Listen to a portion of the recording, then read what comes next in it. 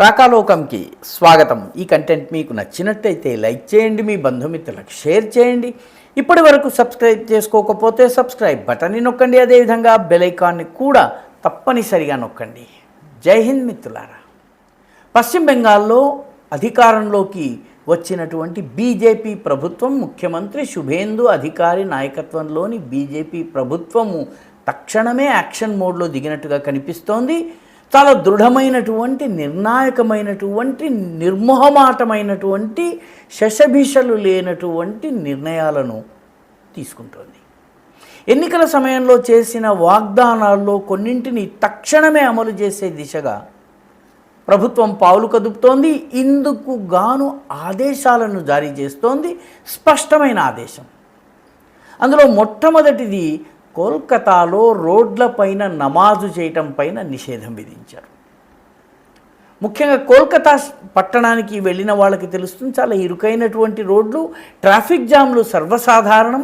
అందరూ బెంగళూరు గురించి మాట్లాడతారు, ఎందుకంటే అది సాఫ్ట్వేర్ క్యాపిటల్ ఆఫ్ ఇండియా కాబట్టి.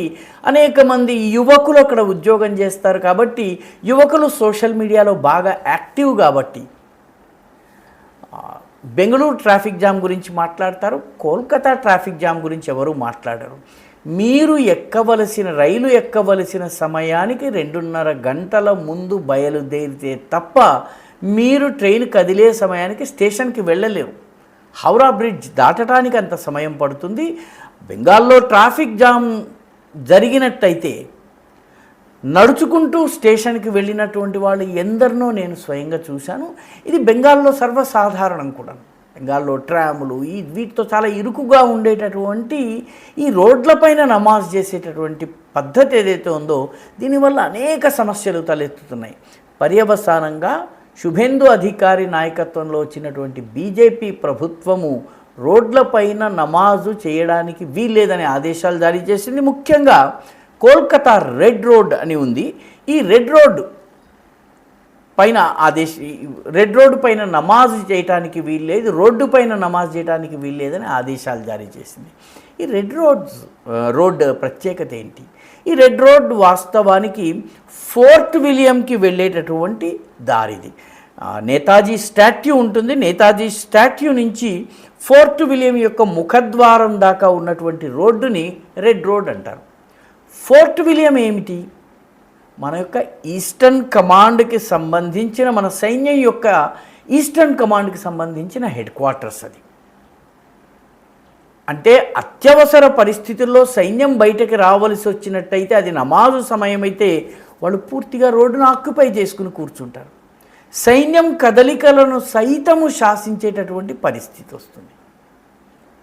పర్యవసానంగా ఈ రెడ్ రోడ్ పైన ఎటువంటి నమాజును అనుమతించేటటువంటి ప్రసక్తి లేదని చెప్పి ప్రభుత్వము స్పష్టం చేసి, మిగతా రోడ్లకు కూడా ఇది వర్తిస్తుంది, దీనిని చాలా కఠినంగా అమలు చేయాలి అని చెప్పి ఆదేశాలు విడుదలయ్యాయి.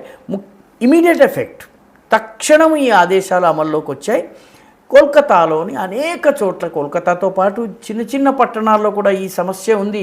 ముందైతే కలకత్తాలో ఈ ఆదేశాలు జారీ అయ్యాయి. క్రమేపీ మిగతా స్థానాలకు కూడా ఇది విస్తరిస్తుంది. మొట్టమొదటి ఆదేశం ఇది.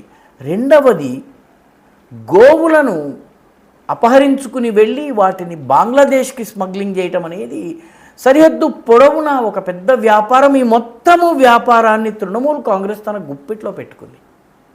ముఖ్యంగా అనుబ్రత మండల్ అనేటటువంటి తృణమూల్ కాంగ్రెస్ నాయకుడు ఉన్నాడు. మమతా బెనర్జీకి అత్యంత సన్నిహితుడు, ఆమెకి ఫండింగ్ చేసేటటువంటి వ్యక్తి. ఈ అనుబ్రత మండల్ యొక్క ప్రత్యేకత, స్పెషాలిటీ క్యాటిల్ స్మగ్లింగ్.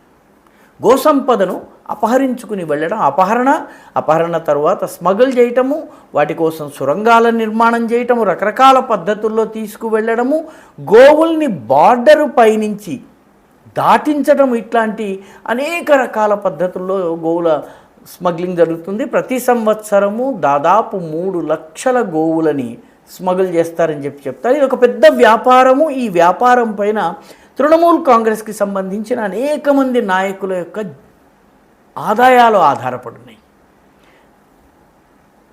శుభేందు అధికారి ప్రభుత్వము ఈ గోవుల అపహరణను అదేవిధంగా స్మగ్లింగ్ను నిరోధించేందుకు ఆదేశాలు జారీ చేసింది. ఈ రకంగా గోవుల అపహరణను అడ్డుకునేందుకు వెళ్తే వాళ్ళపైన రాళ్ళు విసురుతారు.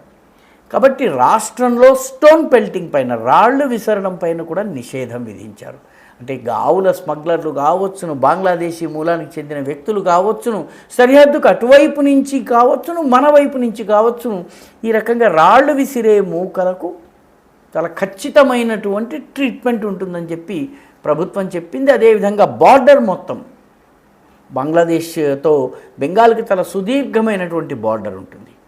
ఆ 14-1500 కిలోమీటర్ల బార్డర్ ఉంటుంది. ఈ మొత్తం బార్డర్ చాలా నిఘాని తీవ్రతరం చేయాలి అని చెప్పి చెప్పడం జరిగింది.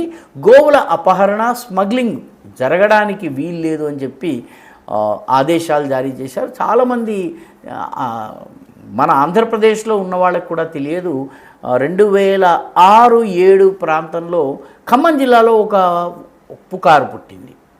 నికెల్తో చేసినటువంటి రూపాయి కనుక ఇస్తే ₹2 ఇస్తారని. ఆ సమయంలో కొంత ఎంక్వైరీ చేస్తే తెలిసింది ఏంటంటే, ఈ నికెల్ రూపాయిని బంగ్లాదేశ్కి తీసుకెళ్తారు. ఏం చేస్తారు బంగ్లాదేశ్లో దానితోటి బ్లేడ్స్, నికెల్ తోటి బ్లేడ్లు తయారు చేస్తారు. నికెల్ లేనటువంటి మిగతా లోహాలు ఉన్నటువంటి నాణెము వాళ్ళకి అవసరం లేదు. కాబట్టి ఒక నికెల్ది ఇచ్చినట్టయితే, అది బంగ్లాదేశ్కి స్మగ్లింగ్ చేసినట్లయితే దానితో నికెల్ బ్లేడ్స్ చేసేవారు. 2007 నాటి సంఘటన. ఇప్పుడు టెక్నాలజీ మారి ఉంటుంది, మన నాణ్యాల్లో కూడా నికెల్ నాణ్యాలు తగ్గినాయి.